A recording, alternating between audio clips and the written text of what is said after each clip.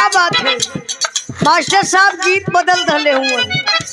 कोनो लड़की के ससुराल वाले पढ़ावल चाहत हो लेकिन वो पढ़ल ना चाहत बा, बहाना पर बहाना करत बा। का करत बा? अरे गड़ी गड़ी जाए, अरे गड़ी गड़ी जाए, ओ गड़ी गड़ी जाए हथवा में कलमिया, गड़ी गड़ी जाए हथवा में कलमिया, गड़ी गड़ी जा हथवा में कलमिया, गड़ी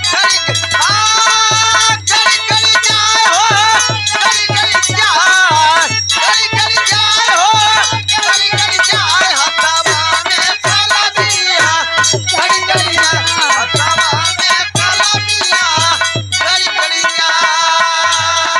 देखा ओकर बहाना बाजी, बहाना का करत बा? दर्द के माले कटरिया में गईली, दर्द के माले कटरिया में गईली, दर्द के माले कटरिया में गईली,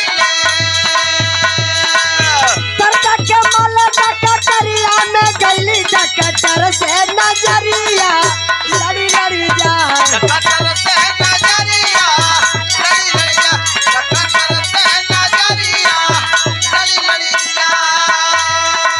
अच्छा तो कहाँ कहाँ ओकर नजर लड़त हुए मास्टर साहब? का दर्द के माले हमसे जरिया पे गईली, दर्द के माले हमसे जरिया पे गईली, दर्द के माले हमसे जरिया पे गईली, दर्द के माले हमसे जरिया पे गईली, सैया से नजरिया लड़ी लड़ी जा सैया से नजरिया, लड़ी लड़ी जा सैया से नजरिया, लड़ी लड़ी जा सैया से नजरिया।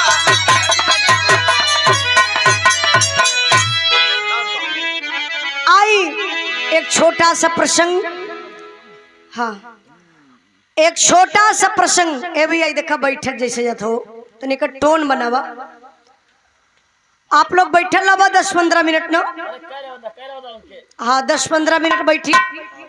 हाँ बड़ा बढ़िया आप लोगों के महाभारत के बिरहा सुने के मिलल, और वही से बिरहा बा जरा गौर करेंगे बाबू। जौने समय महाभारत का लड़ाई समाप्त हो गई,